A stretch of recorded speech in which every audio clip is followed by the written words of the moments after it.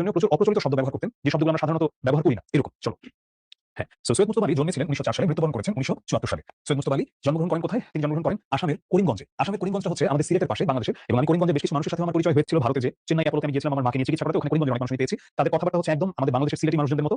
করিমগঞ্জটা আসলে আমাদেরই হতো, বাংলাদেশের পার্ট হতো, কারণ ওখানকার মানুষজন সিলেটের মানুষদের মতো কথা বলে এবং তারা হচ্ছে মুসলিম করিমগঞ্জের মানুষজন। কিন্তু করিমগঞ্জটা নানা রকম রাজনৈতিক কারণে, এটা পরে মানে ভূ রাজনৈতিক কারণে এটা আমাদের হয়নি, এটা ভারতের অংশ হয়ে গেছে, আসামের অংশ। তো তার পৈতৃক নিবাস ছিল বৃহত্তর সিলেট জেলায়। পিতার নাম ছিল সৈয়দ সিকান্দার আলী। মুজতবা আলীর শিক্ষা জীবনের অধিকাংশ সময় কেটেছে শান্তিনিকেতনে।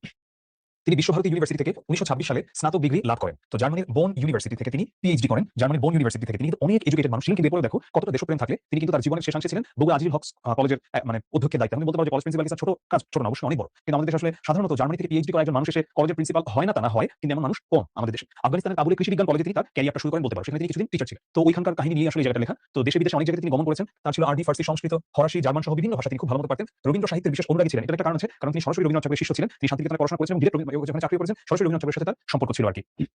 তো সাহিত্যিক রসবোধ ছিল সৈয়দ মুজতবা আলীর রচনার মুখ্য প্রবণতা। মানে তিনি হচ্ছে নানাভাবে ধরো খুব সার্কাজম করে হিউমার এড করে, সার্কাজম করা হিউমার এড করা মানে হচ্ছে একটা কথাকে নরমাল না, আরে তুইও পারস, মানে ধরে এরকম যেটা বলতে আর বিবরণ দেওয়া হবে না, এরকম আরে তুইও পারস এরকম আর কি।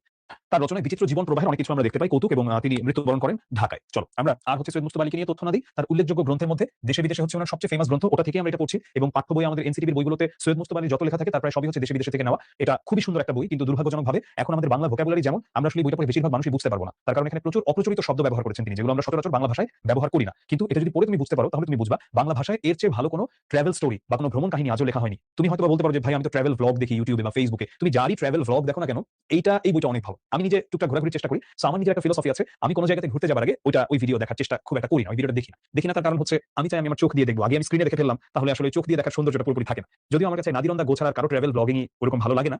তোমরা কি আছো নাকি? বাই দ্য ওয়ে, নাদিরন্দা গোয়ের ভক্ত আমি তো চ্যাটটা রিজুম করছি, দেখি তো তোমরা কে কে আছো নাদিরন্দা গোয়ের ভক্ত। হ্যাঁ, থ্যাংক ইউ ভাই। চাঁদনী থেকে ৯ শিখে দিয়ে একটা শার্ট কিনেছিলাম। চাঁদনী থেকে ৯ শিখে দিয়ে একটা শার্ট কিনেছিলাম। সো চাঁদনীটা কোথায়? এটা হচ্ছে কলকাতার একটা বাজার, সুপরিচিত বাজার, এটার কথাই বলা হচ্ছে। চাঁদনী থেকে ৯ শিখে দিয়ে একটা শার্ট কিনেছিলাম। ৯ শিখে আমাদের একটু দেখতে হবে যে ৯ শিখে দিয়ে আসলে কি বোঝায়। শিখি আমি ছোটবেলা থেকে শুনেছি, শিখি মানে হচ্ছে ২৫ পয়সা।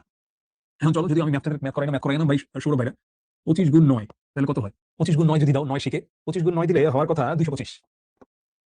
২ টাকা ২৫ পয়সা দিয়ে একটা শার্ট কিনে নিয়েছিলাম। তখনকার দিনে বিচক্ষণ বাঙালির জন্য ইউরোপিয়ান থার্ড নামক একটি অত্যন্ত জনপ্রিয় প্রতিষ্ঠান ভারতের সর্বত্র আনাগোনা করত। ইউরোপিয়ান থার্ডটা কি? এটা বলতে পারো ব্রিটিশ আমলে মানে ইউরোপীয় বা যারা হচ্ছে হোয়াইট সাদা চামড়ার, এদের জন্য ব্যবহৃত এক ধরনের মানে বলতে পারো ট্রেনের একটা বগি, এটাকে বলা হতো ইউরোপিয়ান থার্ড। ঠিক আছে? সো এটা ছাড়তো কোথা থেকে? ছাড়তো এটা হাওড়া রেল স্টেশন থেকে। উনি যেখান থেকে বলছে হাওড়া রেল স্টেশনটা কোথায়? কলকাতাতে।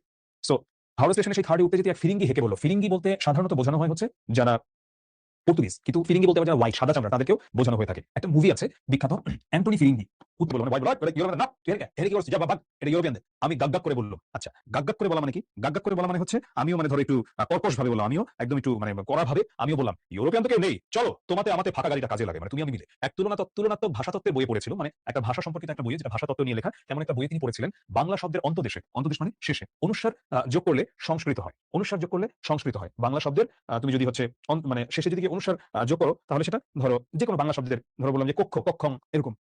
ধর ইংরেজি শব্দের প্রাগ দেশে মানে শুরুতে জোর দিয়ে কথা বলিলে সাহেবী ইংরেজি হয়, মানে একদম যে রিয়েল ইংরেজদের মতো অ্যাকসেন্টে কথা বলা হচ্ছে, অর্থাৎ পয়লা সিলে বলে অ্যাকসেন্ট দেওয়া খারাপ রান্নায় লঙ্কা ঠেসে দেওয়ার মতো। এটার মানে কি? যেমন গতকাল আমাদের বাসায় সিলেটের সাতকরা দিয়ে গরুর মাংস রান্না করা হয়েছে, এবং সিলেটের সাতকরাটা যেহেতু আমরা আসলে আগে কখনো ভাবে খাই নাই, তো আমাদের রান্নাটা ঠিকঠাক হয় না, পুরো খাবারটা অনেক তিতা হয়ে গেছে। পরবর্তী ওখানে মরিচ দিয়ে দেওয়া হয় গরুর মাংসে, তখন কি হয় যে ঠিক আছে টেস্টটা কোনো রকম খাওয়া যাবে, কারণ ওই ঝালের চোটে তুমি বুঝবাই না বাকি খারাপ কি আছে। তো ওই খারাপ রান্নায় লঙ্কা ঠেসে দেওয়ার মতো হয়, মানে এইভাবে বললে যে ইউ টু গো দেয়ার, এইভাবে বললে মানে মনে হয় যে একটা খুব ভালো শোনাচ্ছে, সাহেবদের মতো ইংরেজি সব ঢাকা পড়ে যায়। সোজা বাংলায় হেরি নাম গাগ গাগ করে ইংরেজি বলা। ফিরিঙ্গি তালতলার নেটিভ, তালতলা হচ্ছে একটা জায়গার নাম, তো ওখানে থাকে আর কি সে কলকাতায় নেটিভ, মানে ওখানকার মানুষ। কাজেই আমার ইংরেজি শুনে ভারী খুশি হয়ে জিনিসপত্র গোছাতে সাহায্য করলো। কিন্তু এদিকে আমার ভ্রমণের উৎসাহ ক্রমেই চুপসে আসছিল। এতদিন পাসপোর্ট জামাকাপড় জোগাড় করতে ব্যস্ত ছিলাম, অন্য কিছু ভাববার পুরুষত্ব পাইনি, সুযোগ পাইনি। গাড়ি ছাড়ার সঙ্গে সঙ্গে প্রথম যে ভাবনা আমার মনে উদয় হলো, মানে আসলো, সেটা অত্যন্ত কাপুরুষ জনচিত মনে, কাপুরুষ জনচিত মানে কাপুরুষের মতো একটা ভাবনা মনে হলো আমি একা।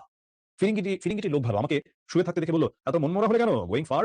দেখলুম বিলিতি কায়দা জানে। ওয়্যার আর ইউ গোয়িং বললো না, কায়দা জানে। এটা দিয়ে কি বোঝালো? ধরো তুমি আমাকে জিজ্ঞেস করলে যে স্যার আপনার বাসা কোথায়, হয়তো আমি বললাম না, আমি তোমাকে বললাম স্যার আপনার বাসা কি খিলগাঁও, তখন আমি বললাম জানেন আমার বাসা খিলগাঁও না, আমার বাসা বনশ্রী। তাদের লাভ হলো সন্দেহ হতে না হতে সে প্রকাণ্ড এক চুবড়ি খুলে, চুবড়ি মানে হচ্ছে ধর একটা বক্সের মতো, তার ফিয়ান্সে নাকি ফিয়ান্সে, এটা হলো একটা ফ্রেঞ্চ ওয়ার্ড ফিয়ান্সে। ফিয়ান্সে মানে হচ্ছে বোঝায় তোমার সঙ্গী বা পার্টনার, সঙ্গিনী, তার কথা বোঝানো হচ্ছে আর কি। উৎকৃষ্ট ডিনার তৈরি করে সঙ্গে দিয়েছে এবং তাতে নাকি একটা পুরা দস্তুর পল্টন পোষা যায়। পল্টন মানে কি? পল্টন মানে হচ্ছে প্লাটুন, আর্মির একটা গ্রুপ অফ পিপল। সো আর্মির ধরো একটা গ্রুপ অফ সৈনিক, তো ওই প্লাটুন পোষা যায় মানে অনেক খাবার দিয়ে দিয়েছে আর কি। যাই হোক আমি আপত্তি জানিয়ে বললাম যে আমিও কিছু সঙ্গে এনেছি, তবে সে নিতান্ত নেটিভ বস্তু, হয়তো বড্ড বেশি ঝাল। তো খানিকক্ষণ তর্কাতর্কির পর স্থির হলো সবকিছু মিলিয়ে দিয়ে ব্রাদারলি ডিভিশন করে আলাকার্ট ভোজন। আচ্ছা, সবকিছু মিলিয়ে দিয়ে একসাথে আলাকার্ট ভোজন মানে আলাকার্ট মানে হচ্ছে ওই যে আলাকার্টে, এটা অনেক সময় লেখা থাকে দেখবা এরকম, রেস্টুরেন্টের মধ্যে লেখা থাকে এরকম। এটা দিয়ে মূলত হচ্ছে